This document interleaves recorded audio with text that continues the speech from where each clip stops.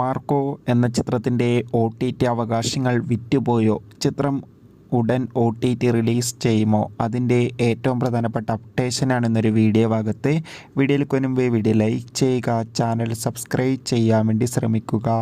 ഉണ്ണി മുകുന്ദൻ, കബീർ സിംഗ്, ജഗദീഷ്, സിദ്ദീഖ് എന്നൊക്കെ പ്രധാന കഥാപാത്രങ്ങളായി ഡിസംബർ 20 റിലീസിനെത്തിയ ചിത്രമായിരുന്നു മാർക്കോ. ചിത്രത്തിന് അതിഗംഭീരമായ പോസിറ്റീവ് റെസ്പോൺസ് തന്നെയാണ് ഇപ്പോഴും പുറത്തുവന്നുകൊണ്ടിരിക്കുന്നത്.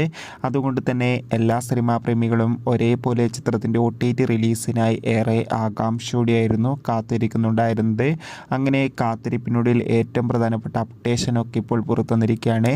അതോടുകൂടി മാർക്കോ എന്ന ചിത്രത്തിൻ്റെ ഹിന്ദി HD പതിപ്പൊക്കെ കഴിഞ്ഞ ദിവസം ലീക്കായിട്ടുണ്ടായിരുന്നു.